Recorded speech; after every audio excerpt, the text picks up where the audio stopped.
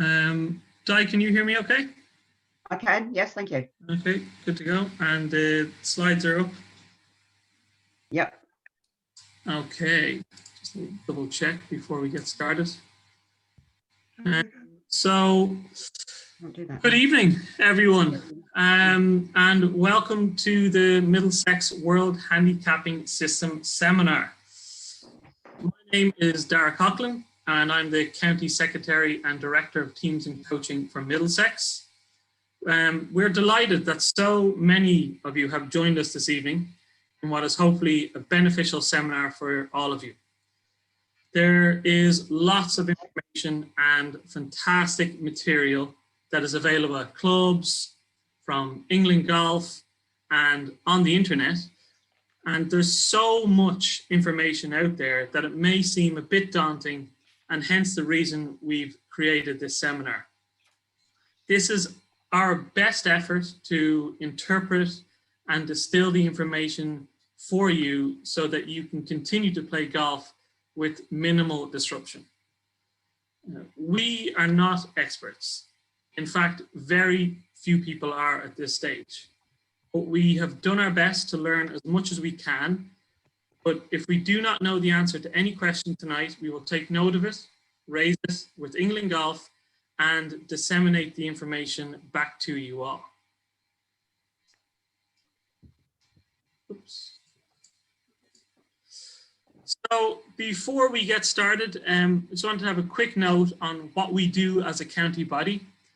We are here on your behalf to promote, administer, encourage the development of, widen the participation in, and to further the interests of amateur golf within the county. Obviously, the most visible aspect of what we do in Middlesex Golf is our tournaments, but we provide services to clubs which reach far beyond competitions. For example, course ratings. In preparation for the World Handicapping System, Middlesex Golf, in conjunction with England Golf, has rated every golf course in Middlesex before the implementation of the WHS. Handicaps. We implement the handicapping system in Middlesex on behalf of England Golf and ensure the proper maintenance of handicapping systems by conducting audits every year. We have run, and are obviously running, workshops to educate clubs and their members about the WHS to ensure that they are prepared for the new system. We do rules in conjunction with England Golf. We train and certify referees, and we conduct regular workshops so clubs and players can boost their understanding of the game. Safeguarding and child protection is a big part of what we do. Middlesex aims to provide a safe environment for any child who is participating in golf within the county or when representing the county. We have inclusive golf initiatives. Middlesex encourage clubs to develop and grow their junior and women's programs and increase the overall number of people getting into golf. And obviously championships that I touched on earlier. We run 29 championships annually, which will soon be over 30 between April and October every year that cater to every golfer in Middlesex. This year, in a year hugely affected by COVID, we were still able to run 16 championships and knockouts. That is more than any other county in the UK. And we are proud to say that over 1,000 golfers competed in all these competitions this year. In county matches, we facilitate 30 county matches every year for our 10 county teams. Our teams are carefully chosen to represent the county and include golfers from under 14s all the way up to our over 55s.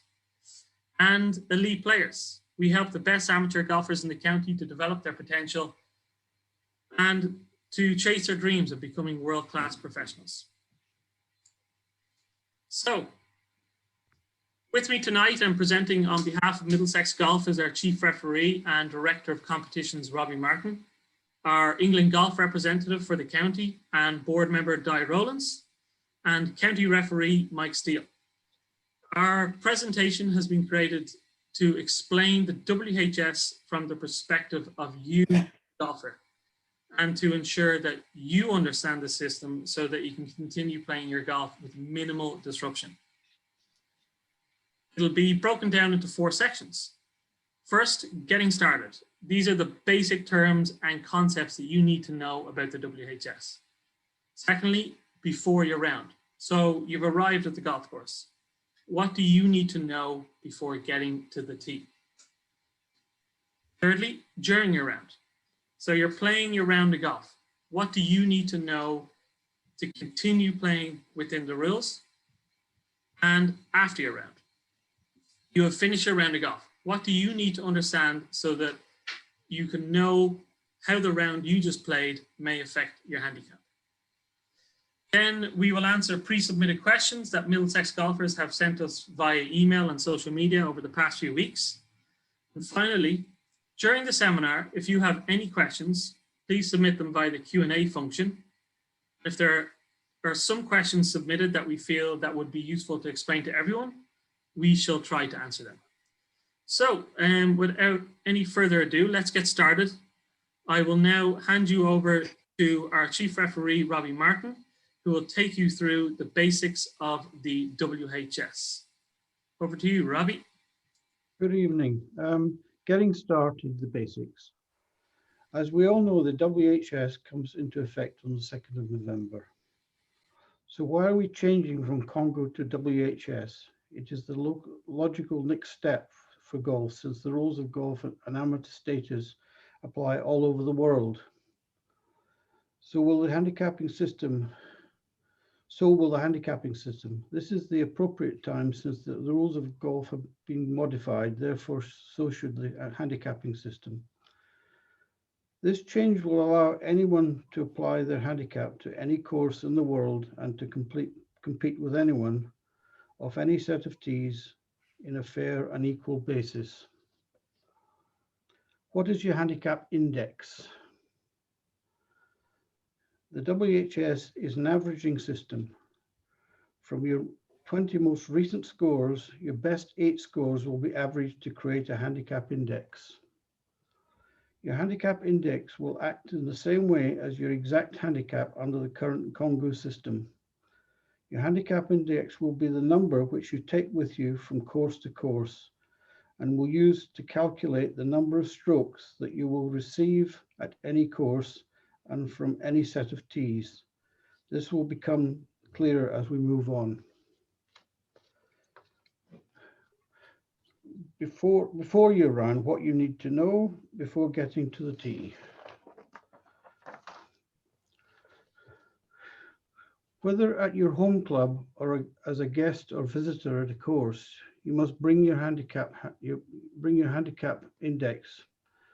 When you arrive at the course, you will decide what set of tees you will wish to play. And when your course handicap, will inform you, sorry, let's do that again. When you arrive at the course, you decide what set of tees that you wish to play. And when your course handicap will inform you of the number of strokes that you will receive. Your course handicap is your handicap index multiplied by the slope rating of the course, which is the slope rating of the tees chosen divided by 113. If you're playing what is considered to be a gentle course, your course handicap may be lower than your index, but if you're playing a course from a set of tees with a higher slope rating, your course handicap may be higher than your index. Please do not get put off by these calculations. They will all be done for you. You will be able to find your course handicap by going to the club's computer terminal, and that will calculate it for you, or by looking it up on the WHS chart that will be near the first tee. That being said, it's important that you do know what a course handicap is and how to calculate it, as it is needed to be recorded on your scorecard. Now we introduce the playing handicap. Your playing handicap is only for competitions. It is calculated by multiplying your course handicap by a predetermined factor. For individual stroke play competitions, this factor is 95%. But for 4-ball and other competitions, it may be slightly different. So to summarize, at this point, before we move on, playing golf will be very similar to as it is now. You will arrive at the course, check in at the pro shop or your computer in the clubhouse, check that your handicap index is correct or submit it if it needs to be. You will then be nominated a set of tees that you will be going to play from, and the software will automatically generate the course playing handicap. You will put your course handicap in the scorecard if it is not already there, as it's obligatory, and enjoy your golf.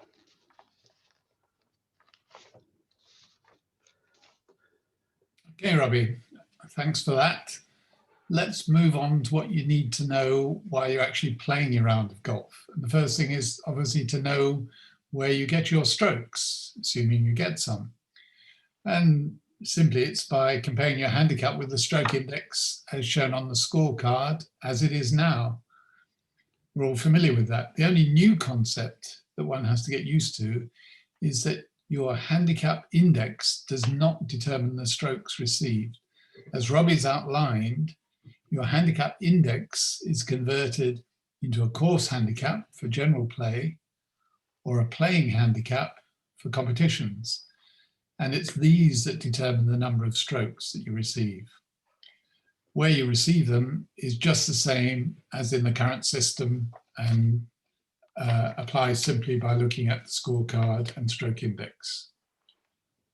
Next slide. We have a concept, maximum hole scores, and really there's nothing much new here to explain either, because it's essentially the same as the old Kongu system. The maximum hole score for handicapping purposes is a net double bogey for maximum score formats such as Stapleford, after which you can pick up your ball. A net double bogey is the par of the hole, plus 2 strokes, plus any strokes that you receive on that hole in relation to your handicap. The most important thing to note here is that the maximum score is in reference to your course handicap and not the playing handicap. It's always the course handicap, which of course might be different.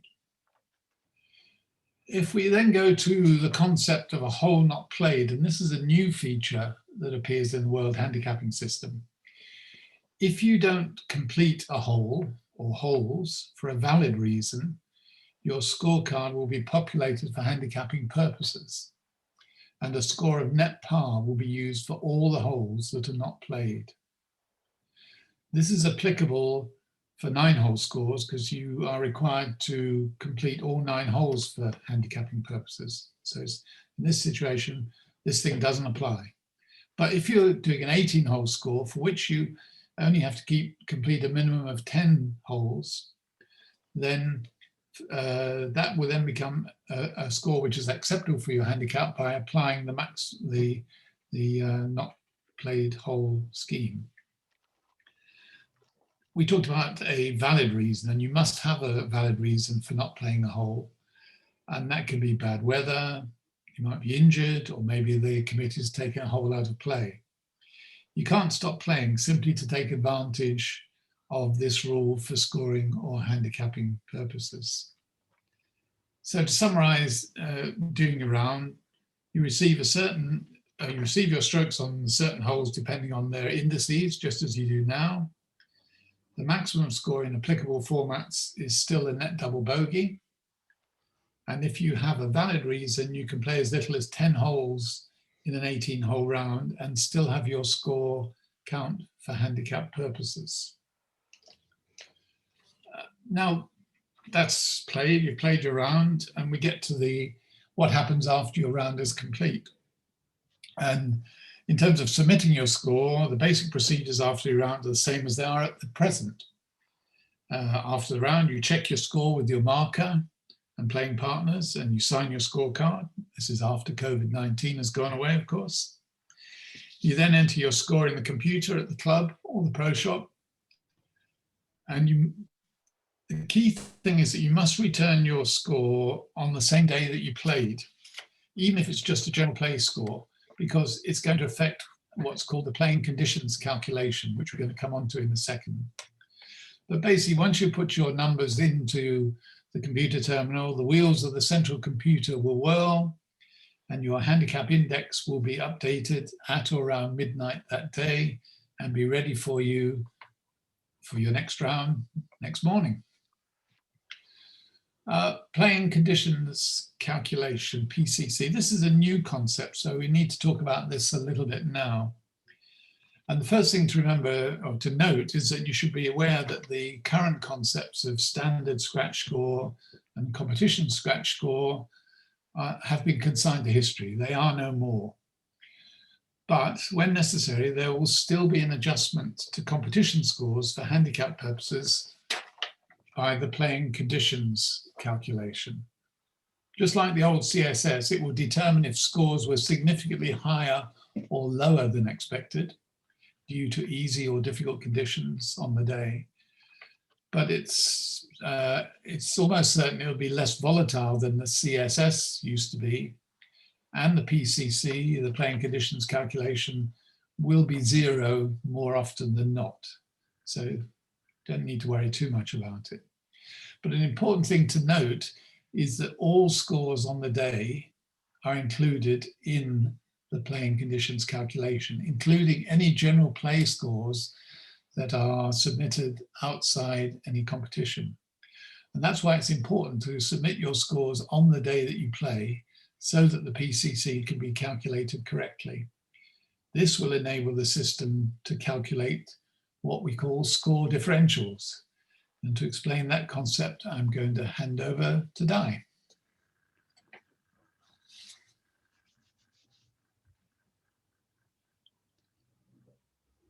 Who's gone silent? You put your mic on. No, I was muted. I'm not muted now. Right. Sorry about that. Excuse me. Right. So continuing with what happens after your round, the calculation of score differential. This slide may confuse some people, but it is not essential to understand. So please don't worry too much about it. This is only for people that want to know the nitty-gritty of their handicaps. To understand how your handicap index may be affected by the round that you just played, you need to understand score differentials. When you look at your handicap record on the WHS platform, you will see a column of score differentials. A score differential is simply the handicap that you played to, given the score that you shot, and then taking account of the course and slope rating of the tees you played from, and the playing conditions of the day. An example is Mary shot a 92, which is 20 over, but the course that she played was very difficult. The set of tees that she played from were also considered difficult for a player of her handicap, so the course had a high course rating and a high slope rating. On top of all of that, she played on a wet and windy day when scoring was higher than usual. Taking all these factors into consideration, Mary's score differential may be 16, meaning that even though she shot 20 over, she is judged to have played to a handicap of 16. Now we're going to look at the basic calculation. Your handicap index is the average of your lowest 8 score differentials from your most recent 20 rounds. As you can see in this slide, this player's 8 lowest score differentials are shown, and his handicap index is just the average of these. One day he was judged to have played to a handicap of 9.1, but on other days he was judged to have played to a handicap of 18.2. But it all averages out to a handicap index of 15.6 for this gentleman. Do not be frightened by this terminology. It is new names for concepts that we are all familiar with, albeit slightly different. I'm very confident that we will all get used to it very quickly. Moving on to good rounds and not so good rounds. If your round is exceptional, under the current Kongu system, there are provisions for exceptional scores, and the WHS will be no different. If your round is exceptional, and that is defined as 7 strokes or better than your index, you will receive an exceptional score reduction. If you have a score that is between 7 and 9.9 strokes better, then your handicap will be reduced by 1 stroke. If you have a score that is 10 strokes or better, then your index will be reduced by 2 strokes. And then looking up if your handicap index is going up, there are also some measures to prevent a rapid increase as one's handicap due to a loss in form. In the WHS, every time that your handicap index is updated, it is compared to the lowest handicap index that you have achieved during the last 365 days. If the difference between your current index and your lowest index in the last year is more than 3 strokes, a soft cap will be applied. A soft cap will be applied, which slows down the rate of increase in your index. If your poor play continues and your index continues to rise, even with this slowed rate of increase, you will be prevented from any additional upward movement when your handicap index becomes more than 5 strokes greater than your lowest index in the previous year. This is known as the hard cap. So finally, we have some safeguards. The rules of handicapping include a range of safeguards to protect the field and to mitigate against any player that might try to circumvent the rules in order to gain an advantage. These safeguards include a handicap committee review, application of a penalty score for failure to submit a score, adjusting a handicap index to more accurately reflect a player's ability, or in more serious cases, freezing a handicap index for a period of time, or withdrawing a handicap index. So that completes our presentation for this evening, but just before I actually finish, I'll just give you a quick summary. As always, it is the player's responsibility to know the rules. England Golf, Middlesex Golf, and your club will always be there as a willing resource. Your handicap will be transferred automatically. You do not need to take any action. Know your handicap index. You will then be able to calculate your course handicap and play any course. If you plan to submit a general play score, ensure that you register your intent to do so at the club you are playing. And finally, and most importantly, please don't panic. Almost all calculations will be done for you. Okay, that's all from me. I'll now hand you back for Dara to start the Q&A section. Thank you. Excellent. Thank you very much, Di, Mike and Robbie. I hope people found that beneficial and it cleared up some things for everyone. Obviously, we didn't touch on everything, but again, we tried to just touch on the points that will allow you to continue playing your golf without any disruption. So we're going to go on to some pre-submitted Q&A here at the moment that people submitted to us through our social media and emails. So one of the first and most basic questions that we received is, how do I access my WHS and handicap index? Well, obviously there's a platform and a website for that. So if you go to members.whsplatform.englandgolf.org, and on that website, if you haven't already created a profile, you will enter your current CDH, and then you just simply follow the prompts by the website and you'll gain access to your handicap index, as all your information would have been uploaded by your golf club at this stage. Is it worth mentioning on that the CDH is referred to on that website as membership number? Just in case people get confused. I suppose it's still called the CDH now, but post November 2nd, it'll be your lifetime number. So yeah, good point. Second question was, I have my new England Golf handicap index, but how will I know if and when it changes?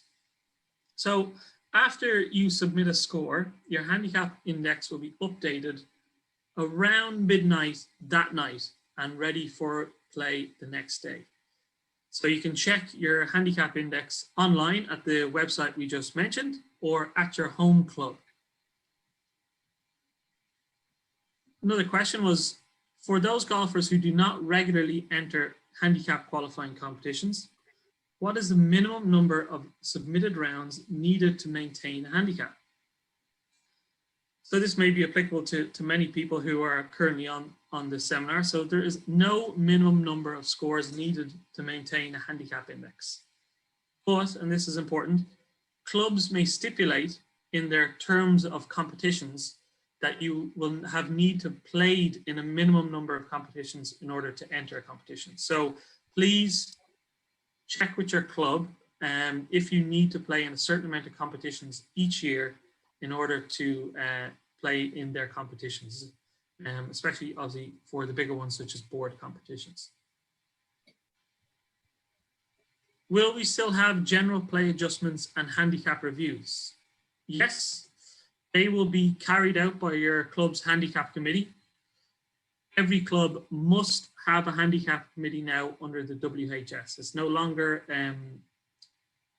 good enough for a club's pro to manage handicaps. Every club must have a handicap committee. And will there be categories of handicaps in the WHS? No. Again, they will be consigned to history. So handicap categories such as category 1, 2, 3, and 4 will be a thing of the past. But that being said, divisions in competitions will still continue to be a thing. So again, that will be in the terms of competition for county competitions and club competitions, and they have the prerogative to create certain divisions with regards to prizes. Now, very, very common question that we had, will my handicap change every time I play? Not necessarily. If you have a good score, it may change because that score that you just had may become one of the best 8 in your last 20 rounds. An average score may or may not change your index. It depends if it's going to be included in your best 8. And a poor score is unlikely to change your handicap. So this is one of the great benefits of the new WHS system. You can now play your golf without having to worry about buffer zones or 0.1s, which is a fantastic thing. In competitions, do we have the option to play off any tee? Yes, and this is a very new feature for all of us to get our head around. So no gender is associated with tees, so a player can play off any tee and the course handicap or playing handicap will adjust accordingly. But again, please check with your club because clubs may stipulate in their terms of competition that you must play from a certain tee.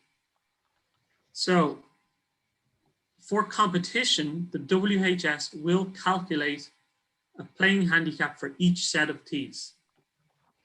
But there is no recommendation for the number of tees to be used in competitions by the governing bodies, but it should be available in the terms of competition at your club or, for example, in county competitions.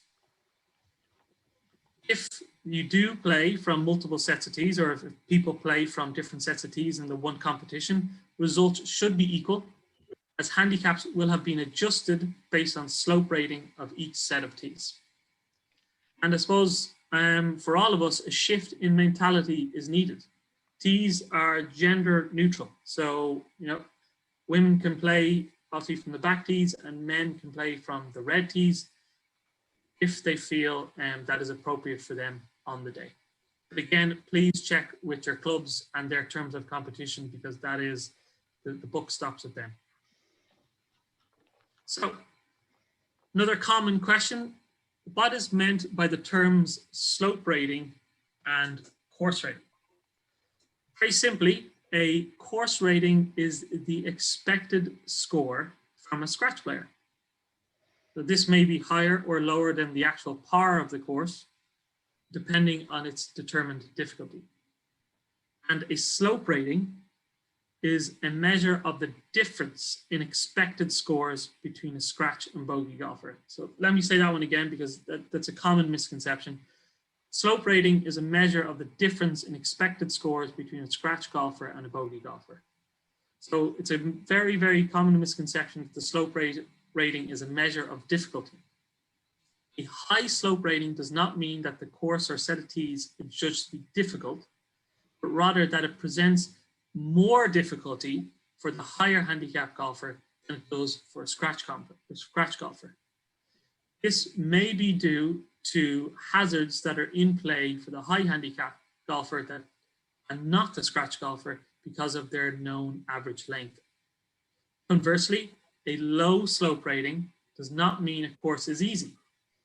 It may just reflect that there is more trouble in play for a scratch player than for the shorter hitting higher handicapper. Can you explain how the WHS deals with NOR in medals and an NOR on a hole in Stableford? Obviously, NOR referring to no return. It'll be the same as the current Congu system. An NOR in a medal will, on a particular hole, will prevent you from winning a prize, but your score may be applicable for handicap purposes. This was touched on in the presentation when Mike spoke about maximum hole scores. And an NOR on a single hole in Stableford will still be treated as a net double bogey. Again, same as the current system. So, but talking about an NOR for an entire round, if you don't hand in your scorecard, if there is no valid reason for an NOR and an acceptable score is discoverable by the club or the handicap committee, that score will be posted to your WHS and a club sanction may be applied. If a score is not returned and it's not discoverable, a penalty score must be posted by your club's handicap committee. In the most serious cases, such as repeated failure to submit acceptable scores, the committee has discretion to apply additional penalty scores and reset the player's handicap index or consider other disciplinary procedures.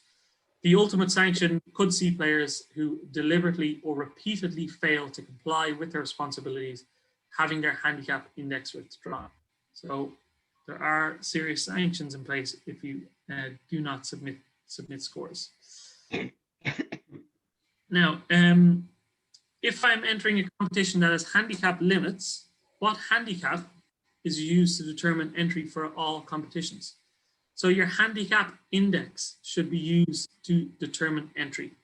This is a strong recommendation from the RNA and the USGA, and golf clubs should follow this recommendation. So again, the playing handicap and course handicap should not be used for entry. It is your handicap index that should be used to determine entry.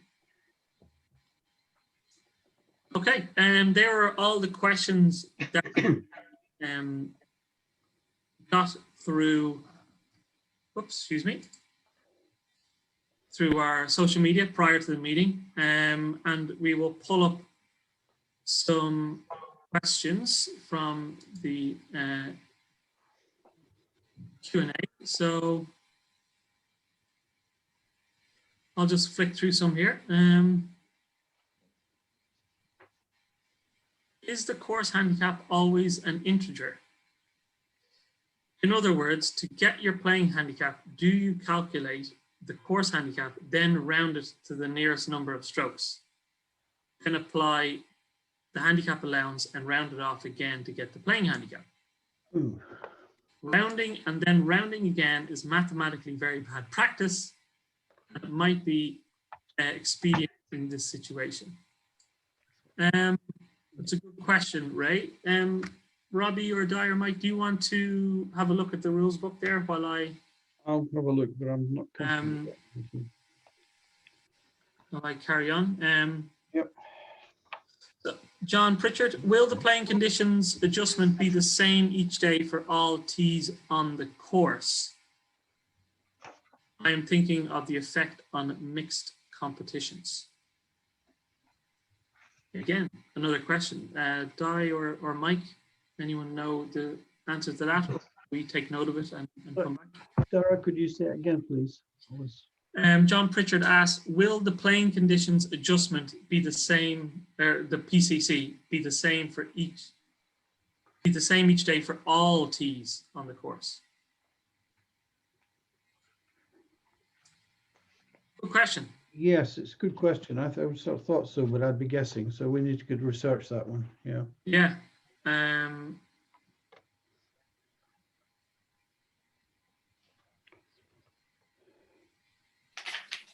Well, consider it takes all those other scores into consideration. That's probably the case, isn't it? Because it Yeah. takes general Just play trying into to confirm that. consideration. So the logic is that yes, it would. Okay, so if another person has asked, if you're a member of two clubs operating on two different operating systems, will they talk to each other from now on? So can you enter scores at both clubs to count towards your handicap index? Yes. Yes, so your handicap index is completely independent of your home club. Your home club is simply the club that manages your handicap and would hopefully be the club at which you play most rounds of golf. So it's completely, your handicap index will be converted into a course handicap when you go to play your home club, just like as if you're going to play as a visitor at another club. So your handicap index is completely portable and completely independent of your home club. Yes, Mike? Just to come back on that question about the PCC, the rules actually say that it's recommended that only one playing conditions calculation is performed for the day. However, there may be circumstances that warrant a separate PCC to be performed for part of a day or for certain competitions. For example, when there's extreme variation in weather on the day, or where the makeup of the field in a competition being played on the day is significantly different from the makeup of the players participating in general play rounds on the same day. So generally speaking, it is just a single calculation applying to everything, but there, as ever, there may be some exceptions in exceptional circumstances. Okay, thank you very much, Mike. Hope that answered your question, John. The club will have no input on that, of course. That will be taken off the scores as they're sent up. Okay. Mike, you might want to take this one. David Morrison from Ashford Manor. Sorry. Now, the slope index from the yellows is the same as the whites, i.e. 126. I don't know any other course that are both the same. Obviously, we touched on this briefly, but as a course rater, do you want to maybe allude to why this is the case? Well, I can't judge whether that's an exceptional situation or not, because I'd have to look at the slope ratings for all the clubs and for all the different tees. All I can say is that the way it's worked out is that we as a team go out onto the courses, and for each tee, we measure the course. We actually look at how far a scratch or a bogey golfer being man hitting with a handicap around 20, lady about 24, look how far they hit the ball. We go to the point where the landing zone, we look at the landing zone, look at all the conditions around, whether the bunkers, water, how wide the fairway is, how many trees there are around, all that sort of thing. And then you look at how far the next shot will go. So it's a system which involves taking in a very great deal of information when we're doing the assessment of the course. And basically, we put in loads of information. It gets churned around in the standard program developed by the USGA and the RNA, and comes out with a number. We have no individual control over the number. It's just something that in the end comes out of the measurements we've made. It may just be a coincidence that you find on the white and yellow tees you have the same slope rating, or they could be significantly different. It's just a feature of the system. Yeah, I don't think it's the same. I don't think people realize how much information is put into calculating these slope indices. Well, I might add, if one's talking about that, I mean, say when having done that, getting to the green, once you get to the green, then there's a whole other series of factors that one takes into account about the size of the green, how many bunkers there are, the slopes on the green, whether it's two-tier green, lots of things like that. Again, trees surrounding that may make the final chip shot into the green more difficult or not. All those things are taken into account. And as I say, it's not really a question, there's no personal judgment involved in the final calculation. We've measured all these things, we put them into a computer program that then churns away and throws out the slope index, which has the significance that Darren explained earlier. Excellent, thank you very much, Mike.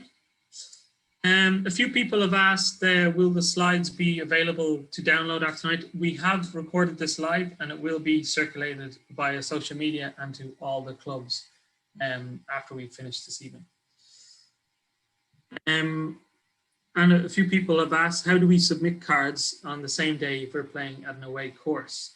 This is, a few people have asked this question, and there should be the facility at each course to submit a score, hopefully via a computer terminal. But we do expect in the first few months of the transition to WHS that not everywhere will be completely ready. So there will have to be some exceptions made. And eventually, maybe a few months, maybe a year down the road, you will be able to submit scores by the app as well. So each club should provide the facility for you to check in or sign in, register your intent to play if you're playing society or just an away round with a friend, and then submit your score after.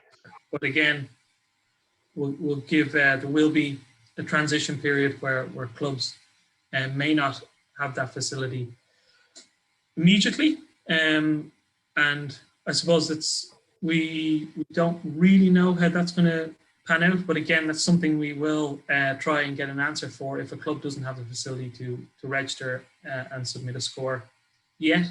But we'll get back to you, Jake, about that.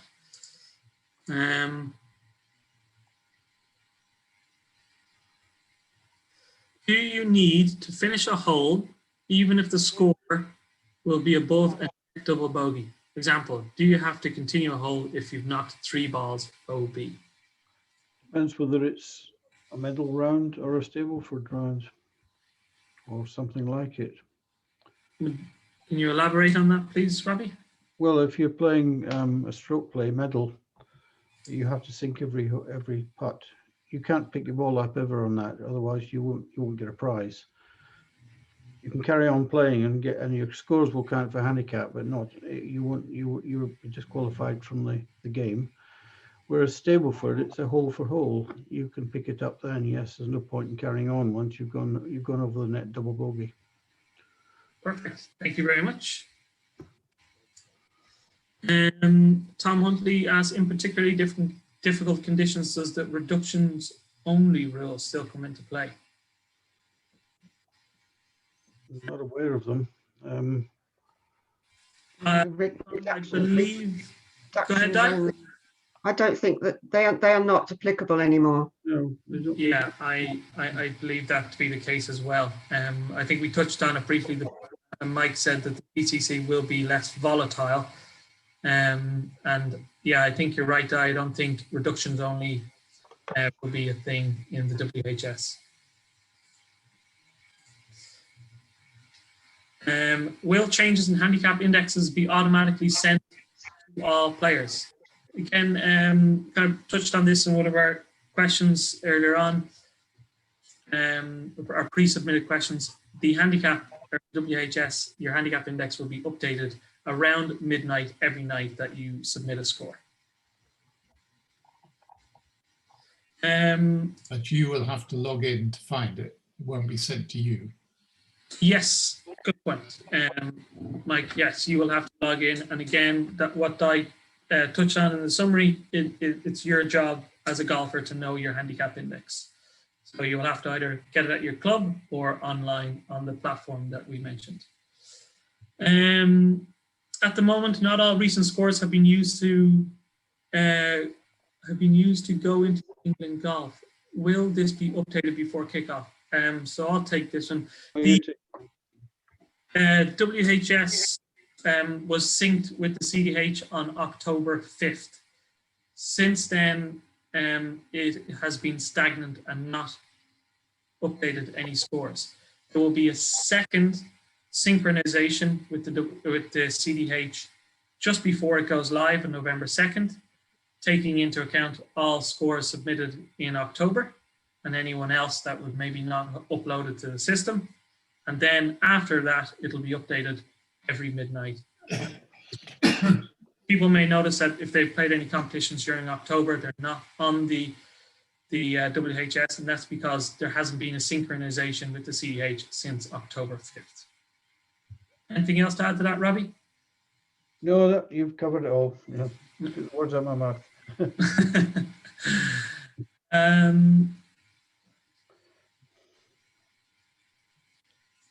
Checking, does this mean any player can play off any tees? So men off red, women off whites. Anyone want to take that? Good. Yes, absolutely. As we touched on, hopefully we answered that already. But again, it's very, very important to check with your club and their terms of competition, because they may stipulate that you must play from a certain tee. For example, a monthly medal may stipulate in their terms of competition that you have to play off the whites and the women off reds or anything. So please, the WHS certainly does facilitate people to play off different tees, especially in general play rounds and casual rounds, and do take advantage of that. But in competition, please check with your club and their terms for each competition. You also may not have a measured course for both genders of each tee. That's very true. So that you've got to take into consideration as well. I mean, it's easy to get hold of one, but you have to get that done. So yes, good point. And obviously, what are deemed to be the most essential tees have been rated so far in preparation for the launch.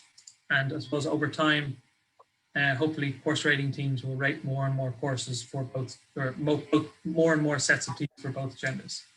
I think it's fair to say, isn't it? We've rated the white and yellow tees for men and the yellow and white tees for ladies on most courses. Yellow and reds for ladies, yeah? Yellow and reds, is that? Sorry, did I say it wrongly? Yellow and reds for ladies and whites and yellows for men as a priority. Yes, as a priority, yeah. So all that's got to be filled out.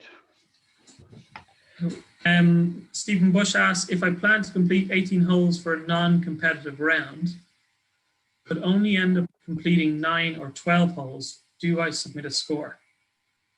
Well, I suppose it depends if you've registered intent to submit a general play score, which is the most important thing. If you registered intent to submit a general play score, but only end up playing 9 or 12 holes.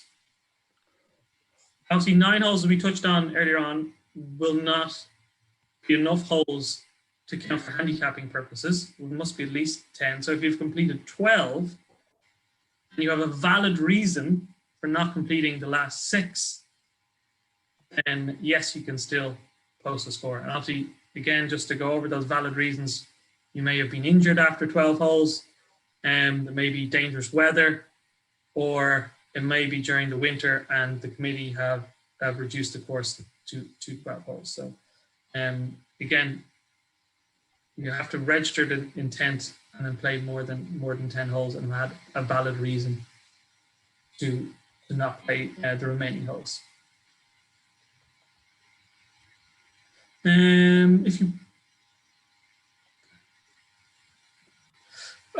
Common question. If you plan to submit a general play score, is it optional to submit a score for any given round?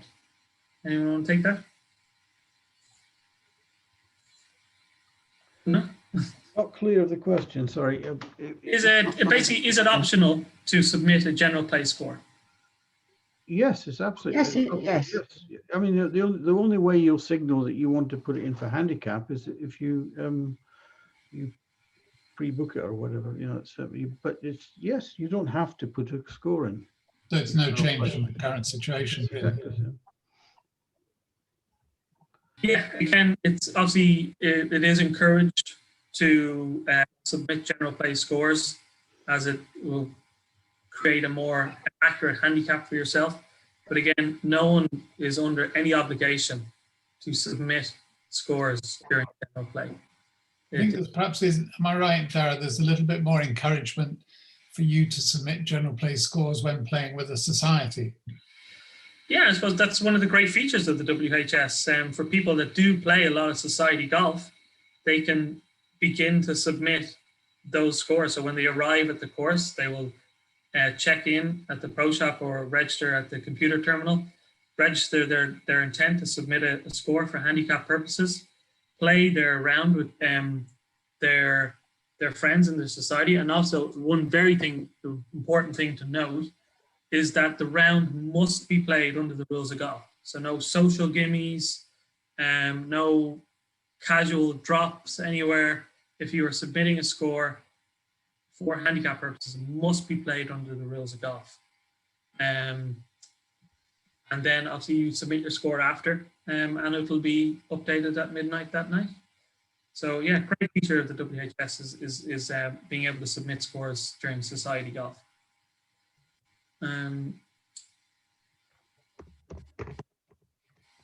Robbie, you might want to take this one. Regarding the soft cap, how is the reduced rate of increase implemented?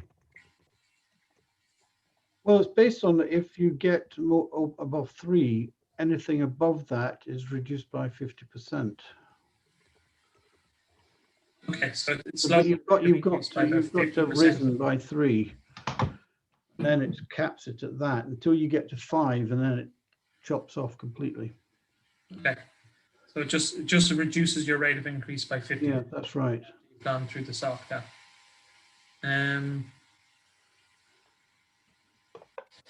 So Melissa Randall asks, when we play a match against another club, will we still play 9/10 of our handicap, or do we play off our full handicap? And would that not depend on the format they're playing? Yeah, it does indeed, Di. I have the book here. So Melissa, to answer your question, if you're playing individual match play, the recommended handicap allowance is 100%.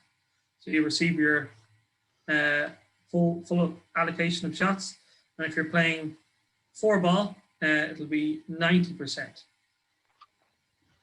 So very similar to as it was. And there are other percentages, but again, I suppose we all take for granted how quickly we know our allowance, for current formats, and we will quickly learn the new allowances, and I think they're all the same. They're pretty close. That's page 93 if you just happen to have this book. An anonymous person, where do I obtain the low handicap index and date achieved? You can find that in your scoring record on the WHS platform. It's on top left somewhere. The date of it, I think the only way you can find the date is to look for it, to look for that score in your handicap record. It will be somewhere in your it does note your lowest in the last year. It does at the top, yeah.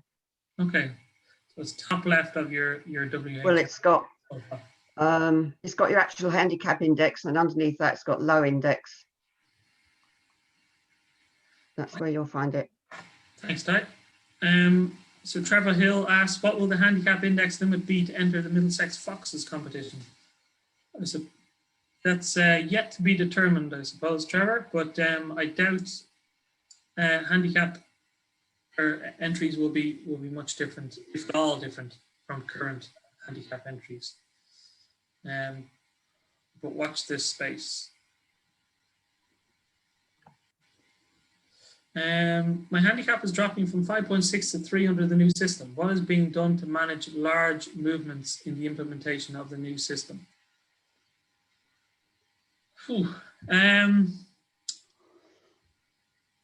Well, the trends that we are seeing, Jake, is that low handicaps tend to have decreased slightly under the new averaging system of the WHS. Medium handicaps are tending to stay the same, and higher handicaps have tended to increase a little bit in the transition from Kongu to WHS. A significant drop like yours from 5.6 to 3. I'm not looking at your score, so I can't say. Perhaps you might not have 20 scores and have a full handicap. But again, there's nothing to be done.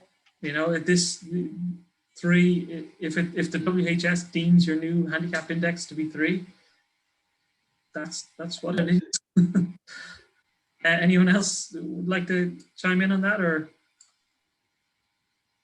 Well done for having such a handicap. Yeah. It could be a vast amount of things. It could be you had an exceptionally good score a year ago, within the year. It's looking back at that. It could be a lot of things. It's very difficult to second guess that system. Yeah, it's tricky, but should be more objective. There's no elements of subjectivity that really is there, are there? I think it will be a more accurate system. It will be less volatile, and I think it will be more reflective of a player's true ability, especially if that player does submit general play scores regularly.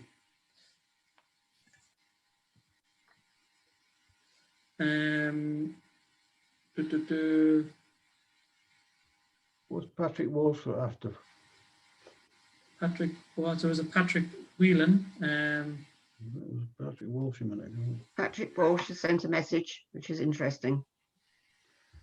Yep. I saw a bit of it, I think. Do you want me to read it? If you think it's applicable for everyone, yes, go ahead, Di. Be mindful, there is a recommendation in the rules that if singles competition has less than 30 entrants, the handicap allowance is 100%. Yes, but yeah. He is correct, absolutely. Yeah. Again, that would probably be a calculation taken care of in the magic black box that is the WHS system. But for match play purposes, I suppose one should be aware of that. But again, we don't want to confuse people too much. So we'll just stick with the most common adjustments.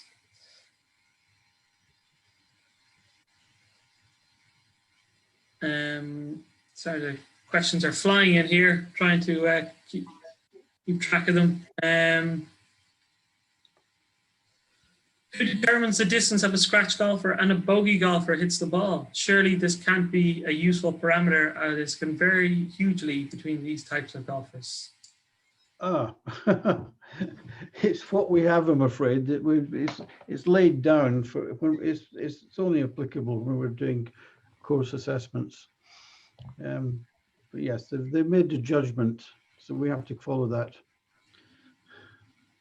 Yeah, I suppose there had to be, in order to assess the courses, there had to be some sort of guess, or not guess, but distance that you could use to assess a scratch golfer. Again, many people play the game in various different ways and styles, but I suppose remember, we're talking about scratch golfers, not professional golfers who hit the ball 350 yards on a regular basis. It's not that level. Yeah. So it is. Scratch golfer hitting the ball 250 yards for the purpose of this rating. Okay. So Lee Patterson asks if there was a mention of course handicap and competition handicap. Please explain more. So Lee, course handicap, it determines the amount of strokes that you receive when you go to play any course, depending on the set of tees that you play from. So you will take your handicap index and multiply it by the slope rating, or you won't do it, obviously, either the computer terminal at the club, or you can look up the WHS chart on the first tee. You know your handicap index, you find your handicap index, you find the set of tees that you're playing from, and you will be able to know your course handicap and then know how many strokes you will receive that day. Then, once you have your course handicap, and if you're playing a competition, you will need a playing handicap. And I think that's what you mean by competition. So your playing handicap is only for competitions, and that is your course handicap multiplied by a percentage. And the reason for this additional multiplication is in order to level the playing field in certain formats of golf. Now that handicaps can go as high as 54. So for example, in singles medal play, that factor will be 95%. So you'll have your course handicap multiplied by 95%. Obviously for low handicaps, they probably won't change in handicap, but a 95% of 50 or 54, that player may reduce 2 or 3 shots, which is just intended to level the playing field. So I hope that explains it.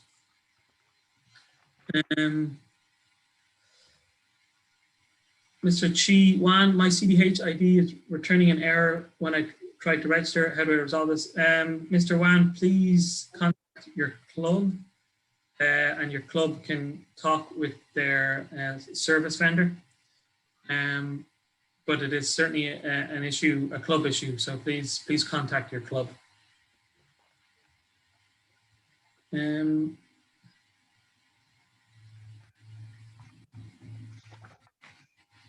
Will supplementary scores, or general play as it's now known, still be restricted within certain handicap zones? Oh, today category 1 cannot do this unless certain conditions are met. That doesn't apply anymore. Except there are restrictions for elite golfers. Oh, I was trying to look for that. There are restrictions to elite golfers. What they are, I can't remember. So I'm not going to say anything in case I say something incorrect, but I think there is restrictions for elite golfers. Even though there's no categories anymore, there is still a definition of an elite golfer. So perhaps we need to get back on that one. Crack team here will look up the rules of handicapping, Mr. Oraquillan, and we will get back to you ASAP.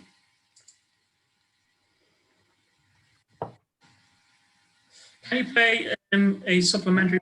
Well, supplementary is now called the general play score. If you don't play many competitions, absolutely, Martin. You can, every time you go play and you register your intent to submit a score or a general play score before you play, and you play within the rules of golf, and you play with a marker who's there to confirm your score, you can submit as many general play scores as you wish.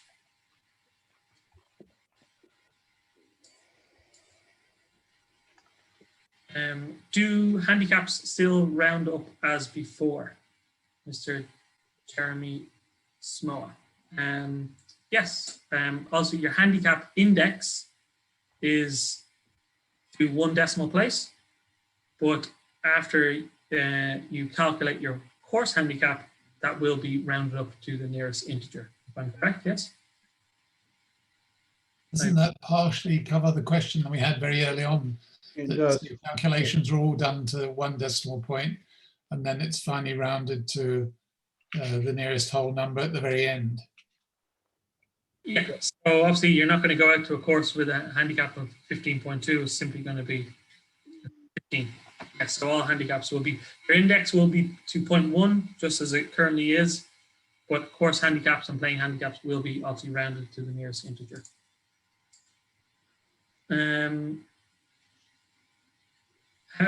Phil Tiddy, how are adjustment shots applied in mixed single competitions?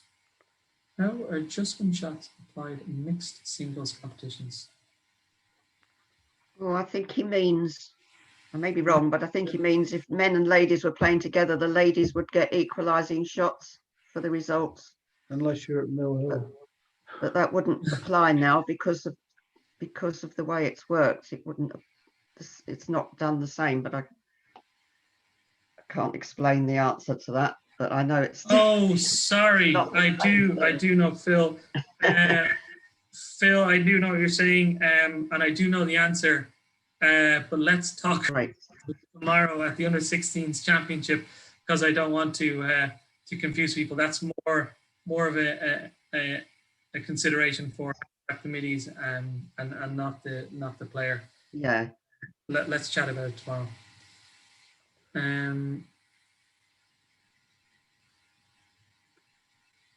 Yeah, so Mr. David Sharp says, Dara, it's worth emphasizing that a player's new handicap index will not necessarily be the same as current handicap.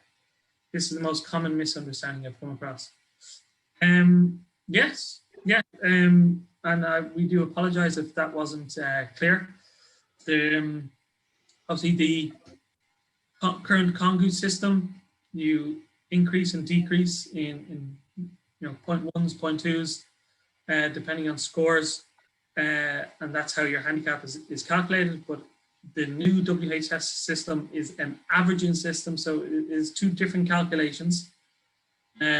So your WHS handicap may not be the same as your current Kongu handicap. There may be some slight change. And as I alluded to earlier, low handicap golfers are tending to decrease slightly. Medium handicap golfers are tending to stay the same. And high handicap golfers are tending to increase slightly. That is the trends we are seeing in the transition from Kongu handicaps to WHS handicaps.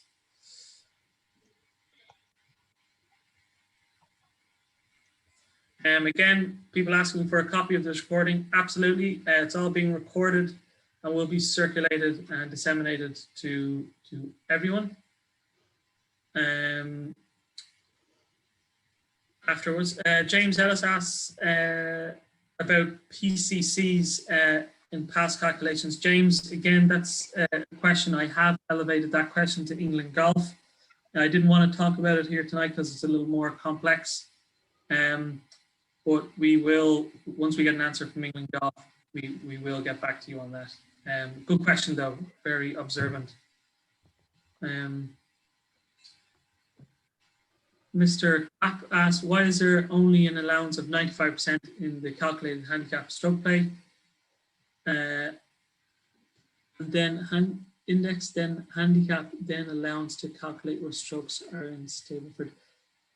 Hang on. I'm not sure what that question means. See the question. 845 friendship. Why is there an allowance of 95% of the calculated handicap in stroke play? Well, if you just take the first part of the question, again, I kind of alluded to this earlier. It's because handicaps go as high as 54 now. And if there's a scratch player playing in a competition and a 54 handicap player playing in a competition, it's a lot of shots in the difference. So that additional factor of 95% is to level the playing field slightly between the scratch handicapper and the high handicap golfer. Again, 95% of a low handicap probably won't change the handicap. So 95% of 1 is still a 1, but 95% of 54 is, probably 52 or 53. So the high handicap golfer reduces the number of shots. And it's just to simply level the playing field in competition.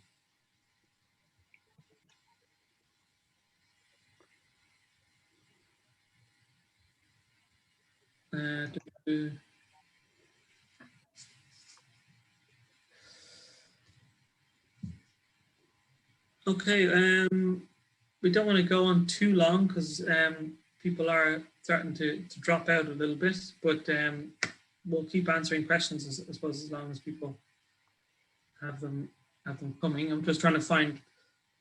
Can you guys see the questions as well? Yeah, I've got them up here. Don't be Yeah, I afraid can't to. necessarily find them when you're talking about them, but I've Sorry, yeah. absolutely Don't be afraid to pick out one. Let me just scroll.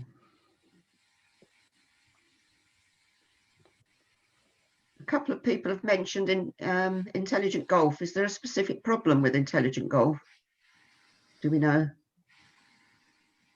And then will the golf system talk, and then have England Golf covered their problems? Again, Are I we aware suppose- of anything specific? Again, it's not something we really want to get into here. The idea of this presentation is to No. minimize the disruption for golfers post November 2nd, so they continue playing golf, and hopefully we have done that. With a big transition like this for many millions of people, there's always going to be teething issues, and we do expect some issues post November 2nd. That is inevitable with a change like this. But you know, it is a good system. I think everyone agrees it's going to be a better system than the current one, and we just have to bear with it for a few months, and the system will iron. Hopefully the problems will iron themselves out. And England Golf are doing a fantastic job, and all the team up there, in trying to prepare for this, and they will continue to do so post November 2nd. So if there's any issues at the moment, again, it's just to be expected in a transition this large.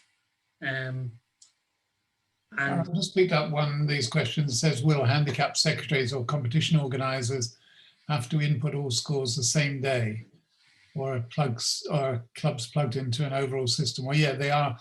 It's the player's responsibility to input the scores, and then it will be done automatically. So handicap secretaries won't be involved at that point. I think that's right, isn't it, Robbie? You just results, but you're not actually involved in input of scores.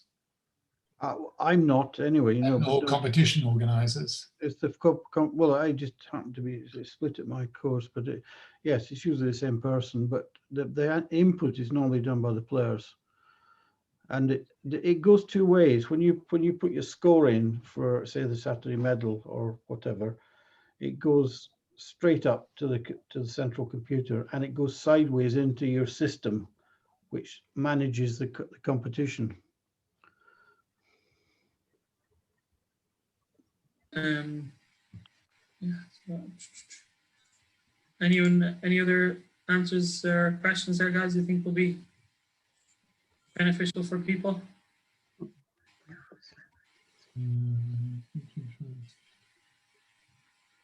Is there still a concept of qualifying and non-qualifying rounds, or will all scores now count? Well, all scores will count as long as you've pre-registered if it's a round in general play.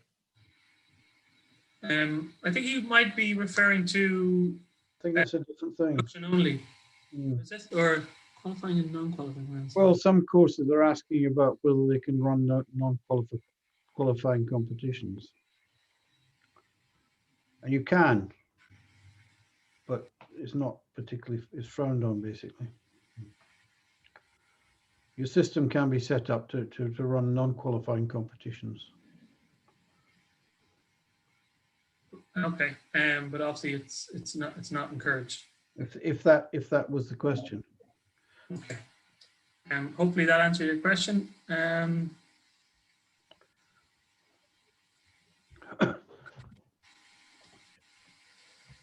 Will the ratings be reviewed and adjusted annually to reflect the scores submitted during a period? I assume he means slope and course ratings. Do you want to take that one, Mike? A good feeling would say no, because as to earlier on, the course and slope rating are done in very, very rigorous, models and calculations. But is there any scope for reviewing slope and course ratings? Well, there is, but it's a long drawn out thing, because basically, I mean, it's normally you do a course rating once every 10 years. And you wouldn't touch it otherwise, unless there have been major alterations to that course. Then you would come and redo it, or you might do different holes, separate holes, just to bring it up to date. And that's the change. But you wouldn't just come in for any old reason and redo it. Yes, but maybe there's structural changes to the golf course, or changes in bumping, that's right. So maybe an Structural adjustment changes, rating. lengthening or reducing hole lengths and things like that. But you would probably just do that hole. Yeah, and I would have, and correct me if I'm wrong, Robbie or Mike, I would have confidence that the rating system will be quite accurate. Obviously it's been used by the USGA for quite a long time, and it would probably be a very, very rare case if a course was rated, a course rating was quite high and scores end up being quite low.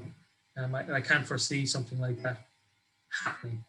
The thing is, it's an extremely rigorous system. There are an awful lot of measurements that are made. Many of them are totally objective. There are some subjective elements to it, but there are so many elements to the whole thing that really the final result, I think, is something that is a pretty objective figure. And as Robbie says, unless the course changes significantly due to alterations, then it's largely fixed for, well, almost forever. Ian Rickard asked, does England Golf have the intention of creating an app that can be used for score submission? Di, you know something on the app? Yeah, they do have that intention, but it's not terribly imminent. There's supposed to be an app available shortly after launch on the 2nd of November, but it'll be very, very basic. It'll just more or less show you what you can see on the platform. But going on from there, they do intend to have score entry and a number of other things. But date-wise, I have no idea. Yeah, so that's all I can say on that at the moment. The facilities on the app and on the WHS platform will increase over time as they learn how golfers wish to use the system. Robbie? There's a question I noticed from Moira Hamill, talking about not clear on gender handicaps. You said it calculated from yellows and reds. I'm about to play mixed foursomes winter competition. Usually we get half the combined. That's still the case. You will get half the combined team handicap, but plainly that's the game. Ratings for the individual holes are slightly different for ladies and for men, but that's taken account of when you actually apply the slope rating. Thank you, Mike. Robbie, Ray Grant asks, a competition may not close until Monday morning, say for a comp that occurred on Saturday due to office admin. Is that okay? I think it's okay, but we have to check it. I think I read somewhere something in the last 2 days that in fact they would still take the weather conditions into consideration. They would look at this. Most of the adjustment comes from the scores that are presented anyway. It should be all right. It's not ideal, but I think it's all right. But we need to double check that. They've never said that you're obliged to get it in on that day. I suppose it's just like the current system. You can close a competition a few days after, but the information for that day and that is held within the cards and the scores is still the same. So still calculations that are produced should be okay. So I would have thought, Ray, you're okay this time. Question here I see from Paul Don Levy saying, how do I find out my opponent's handicap index, especially if I'm playing in an away match?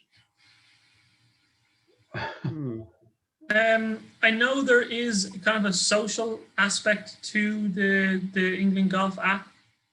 I think you can, like most social media platforms, I think you will have the ability to follow people or to, check on people. So I think they are taking a leaf out of the social media platforms playbook on that one. I think it will be relatively easy to check people's handicaps. But I suppose like today, you can just ask some. Because it used to be very easy, wasn't it, on the How Did I Do system to find out other people's handicaps. Yeah, I suppose they'll still be there. Just because the handicap system is changing, I'm sure there's still a way. Or you can shake hands with them on the tee and ask how many shots they get. I was looking at, if you haven't got 20 cards in, can you still play in competitions? Yeah. Robbie might want to expand on that, but I was going to say that it's very important that they play in competitions if they haven't got the 20 cards, and do general play, because there's a sliding scale. If it's, for example, if you've only got 6 cards in, it takes the best 2 and goes from there. Yeah, it'll take what it's got. It's actually, its starting level is quite low. You certainly don't need 20. It works up. If you get 5, it gives you a certain amount of, it takes so many into consideration, and it goes up to 8 and so on. Because people have just started playing last week. They won't have anything in there. So these people will actually get whatever they end up. If they've got an initial handicap, they'll end up with virtually that one, because there's nothing to work on. Yeah. What will happen for a social golfer that does not have a world handicap index? So again, kind of what you touched on. If you don't have if you don't have a current handicap, obviously there's no data to transfer it to the new system. Right. So it's up to you if you want to get a handicap. Obviously, you'll have to join a golf club and put in 54 holes of golf, either via 9 or a combination of 9 or 18 holes of golf. Play it under the rules of golf with a playing partner to mark your score. You would submit those 3 or 6 or how many scorecards you use to make up your 54 holes, and then you will be given an initial handicap index, and then the more you play, the more accurate it will be. I hope that helps. A question here about when submitting a general play score for handicap purposes, is of course handicap used or the playing handicap? Well, to emphasize what was said earlier, the playing handicap only applies in competitions. So a general play score will always be the course handicap. I think we kind of touched on that's like your it's like the old CSS. It doesn't apply. Right. Okay. How does the new system affect the ladies that only play 9-hole qualifiers? There's no difference. I suppose you're more than entitled to play 9 holes, and if you submitted an intent to only play 9 holes and that's all you play, then the system will accommodate that, and you can play as many 9-hole general play rounds as you wish, and there should be no difference. That's what you just said. There's no difference. Should be no difference in there's 9-hole courses have been encouraged only in the last few years, really. Yeah. So play away, play 9 holes if you like. Okay.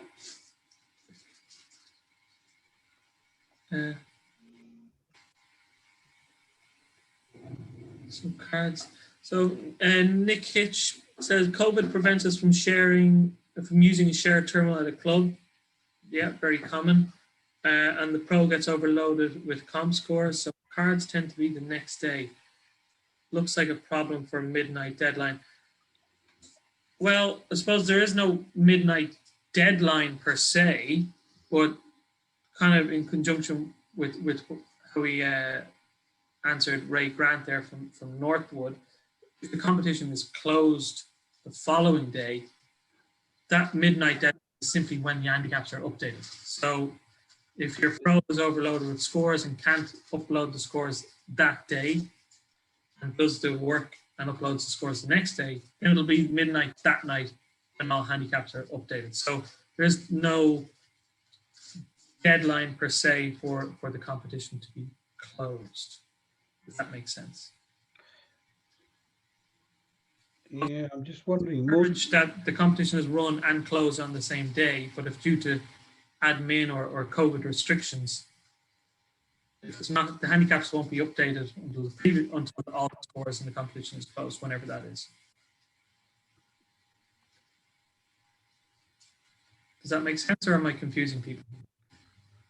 No, you're confusing me, but that doesn't matter. David Morrison asked, if you haven't got 20 cards in, can you still play in competition? Yeah, we just did that one. We did that one. Apologies. Just did that. The answer is yes. Yeah, you just won't have a full handicap. Big yes. Yeah. It just won't be as accurate as it could be. Yeah. It'll be fine. It's valid handicap. There's no difference. It just won't be as accurate as if you had full 20 in there. Anything from any handicap based on 3 cards or more is a valid handicap. That's it. Hey guys, I suppose we're coming up to still questions coming in. Keep them going. Don't worry. 90 minutes and late in the evening, so There's a specified figure. There's one here. How far back are the World Handicapping System going for gathering? Oh, that's a simple one. Rounds? That's fixed, isn't it? 1st of January 2018. That's the date. 1st of January 2018. Okay. yeah. If there's going to If needed. Obviously, it'll only go back that far if needed. If you're it'll only go back that far if it's finding its 20 scores. yes. You know, that's what it's about. It won't go If back. if your most recent 20 rounds are all in 2020, Yeah. it'll only take your most 20 recent rounds. If you only play 5 rounds a year, then it's going to be searching as far as back as it can. Ian Rickard asks, if you're playing a course that does not provide a computer terminal or other method by which to submit a score as currently, what's your suggestion? Again, Ian, that's going to be a teething problem. We will ask England Golf what the protocol should be, and we will get that information out to everyone as soon as possible via our social media. It's just going to be a teething problem in the transition over to WHS, but we will confirm the correct procedure and get back to you.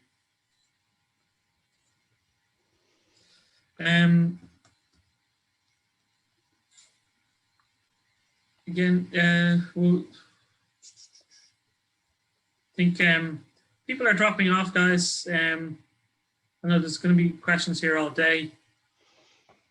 I think we should end it there unless you can see a question that. Does that store the questions, Dara? Could we have a troll through them perhaps? Time and see if we can answer some of them later. Say that again, Robbie? Will this store the questions? Perhaps we can look at them and look, and perhaps if there's any relevant ones. I'm not sure. Hopefully it will. And if so, we can create our own FAQ, I suppose. But again, there's great information out there. The England Golf WHS most frequently asked questions is a great resource. And obviously, there are toolkits that they're producing. We are retweeting and posting out all their information. So check our Twitter, our Instagram, our Facebook, and as we're promoting all the England Golf content on WHS, and obviously a lot of great stuff there to read over and to understand the WHS. But I think we'll wrap it up for the evening. We've been on 90 minutes. I think we've answered a lot of questions. Hopefully, people found it beneficial, and hopefully it's answered more questions than it's created. And I'd like to thank everyone for joining in, and I'd like to thank Robbie, Mike, and Di for helping me with this presentation. And yeah, your expertise is much appreciated, and hopefully everyone here feels the same. So thank you guys, and thank you everyone for joining in. and we shall see you soon. And don't hesitate to get in contact with us if you have any more questions. Obviously, like I said, we'll try to answer as many as we can that we didn't get to. If you have any more, we're always here as a resource, and we're happy to answer questions anytime. So send us an email, go to middlesexgolf.co.uk, get us on Twitter, and my phone number is on the website as well. So thank you again. Have a good evening, and best of luck with the launch on November 2nd. Bye, everyone. One and all. Bye.